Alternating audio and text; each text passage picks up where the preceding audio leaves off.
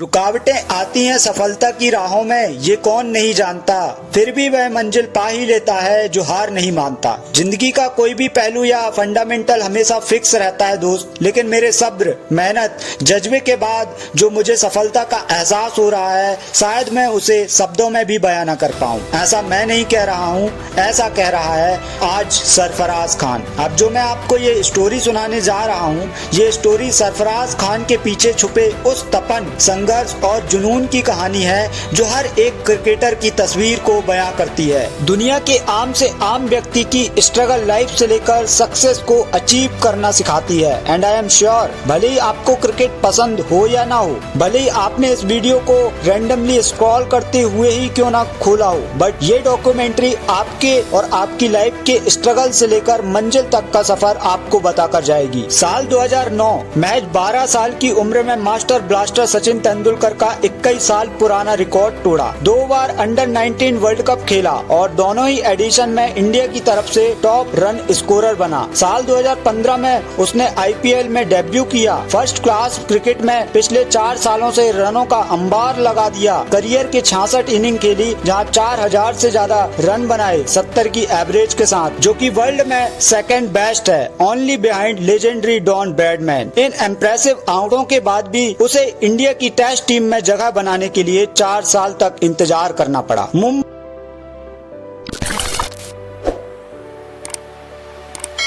शहर जिसे बेहतरीन बल्लेबाजों का गढ़ कहा जाता है, इस गढ़ ने हमारे देश को कई बल्लेबाज दिए। तो इस जगह से होने के बाद आपको नाम बनाने के लिए बहुत ही कड़ी मेहनत करनी पड़ती है। सरफराज खान भी मुंबई से थे। सरफराज खान का बचपन आजाद मैदान में गुजरा, क्योंकि पिता नौशाद खान खुद एक क्रिकेटिंग कोच थे, तो घर में क्रिकेट के अलावा उन्हें कुछ दिखता ही नहीं था। पिता नौशाद ने सरफराज को क्रिकेट में ट्रेनिंग देना शुरू कर दिया। साल 2009 में हैरिस शील्ड इंटरनेशनल टूर्नामेंट के पहले मैच में उन्होंने मास्टर ब्लास्टर सचिन का 21 साल पुराना रिकॉर्ड तोड़ दिया। सरफराज ने 421 बॉल में 439 रन जड़ दिए। ये बिल्कुल वैसे ही एक्स्ट्रा ऑर्डिनरी परफॉर्मेंस थी जिसकी दरकार थी। मुंबई अंडर 19 टीम की तरफ से लगातार कंसिस्टेंसी की वजह से उन्हें 2014 वर्ल्ड कप अंडर 19 के लिए टीम में इंक्लूड किया गया, जहां 6 मैच खेले उन्होंने और 211 रन बनाए विद एन एवरेज 70.33, जिसमें 2 हाफ सेंचुरी भी शामिल थी। साल 2015 में आईपीएल में आरसीबी ने सरफराज को टीम में ले लिया। क्रिस गेल, विराट कोहली,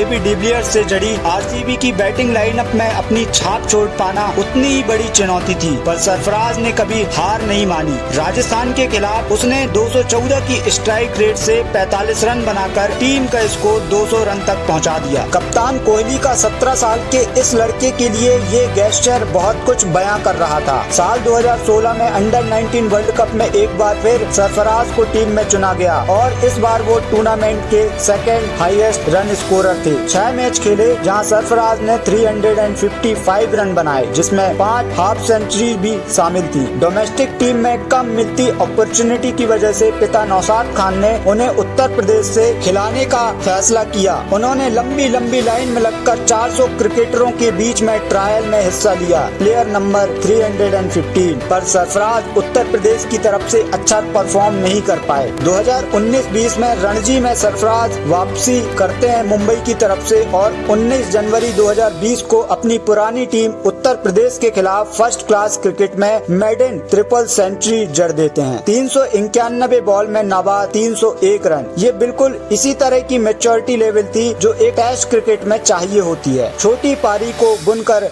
बड़ा स्कोर खड़ा करना। मुंबई वापस आने के बाद उसने अपने फर्स्ट क्लास की 66 इनिंग में 3912 रन बनाए हैं विद एन एवरेज 70 के साथ। पूरे करियर में 14 शतक। इन परफॉर्मेंस के बावजूद सरफराज का नाम इंडियन टेस्ट टीम में नहीं था। एक खिलाड़ी को टेस्ट टीम में जगह बनाने के लिए फिर कितना इंतजार करना पड़ता है। डोमेस्टिक सर्किट में बेइंतहा रन बनाने पड़ते हैं, अपनी फिटनेस को मेंटेन करना पड़ता है। वो इंतजार करता रहा और रनों का अंबार खड़ा करता रहा, लेकिन कभी हार नहीं मानी। और यही आपको, हमको और हम सबको ये स्टोरी बताती है कि लाइफ में मुश्किल सब कुछ है, पर नामुमकिन कुछ भी नहीं।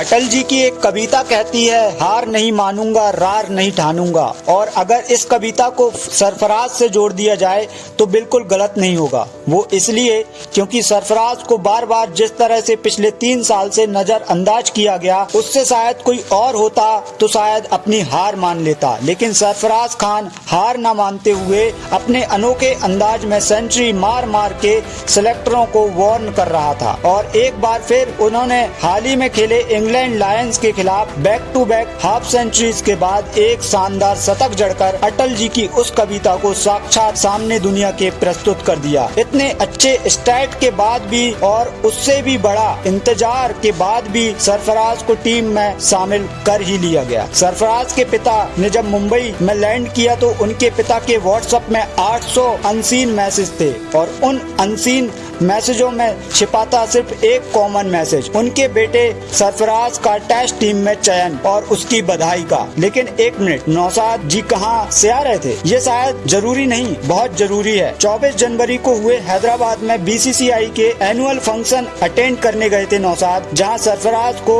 माधवराज सिंधिया अवार्ड से नवाजा गया था। क्यों? क्योंकि वो रणजी ट्रॉफी के हाईएस्ट रन गेटर थे विद 982 रन। उन्होंने 3 साल से डोमेस्टिक क्रिकेट को डोमिनेट करके रखा था, पर अभी तक हाथ लगा था सिर्फ एक अवार्ड और अभी भी बाकी था असली इंतजार। पर इस दर्द भरे इंतजार के बाद उसको अपनी जगह बुला लिया गया। अभी कुछ दिन पहले जब विराट के रिप्लेसमेंट में रजत को शामिल किया गया, तब उसके पिता नौशाद से एक रिपोर्टर ने पूछा था, अब सरफराज को टीम में जगह बनाने के लिए क्या करना पड़ेगा? उन्होंने इसका जवाब हल्की मुस्कान देकर कहा, बस रन बनाते रहे। लेकिन इस हंसी के पीछे का दर्द शायद आप और हम फील नहीं कर सकते थे, पर आज 4 दिन बाद वो दिल खोलकर दिल से हंस सकेंगे। आखिरकार इंग्लैंड सीरीज के लिए केएल राहुल की इंजरी के बाद सरफराज को टीम से जोड़ लिया गया है। 2024 आईपीएल ऑक्शन से पहले दिल्ली कैपिटल ने सरफराज को रिलीज कर दिया और गजब तो तब हो गया जब एक खिलाड़ी जो डोमेस्टिक क्रिकेट में लगातार परफॉर्म कर रहा हो, उसके बावजूद साल 2024 में उसे किसी भी टीम में जगह नहीं मिली हो। इंग्लैंड लायंस के खिलाफ 161 रन की पारी बहुत कुछ कहती है। फिजिकली, मोटिवेशनली, जब भी कोई खिलाड़ी बार बार टीम इंडिया के दरवाजे पर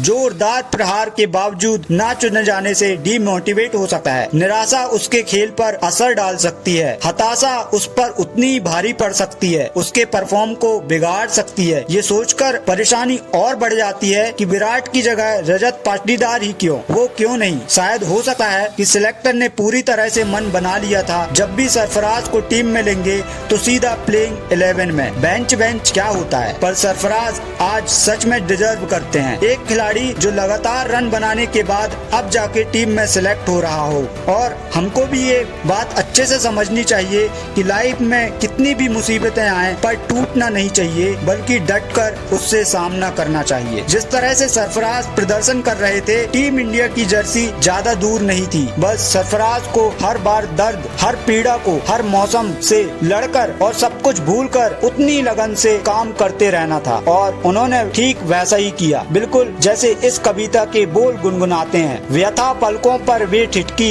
हार नहीं मानूंगा, रार नहीं ठानूंगा, काल के कपाल पे लिखता हूँ, मिटाता हूँ, गीत नया गाता हूँ, गीत नया गाता हूँ।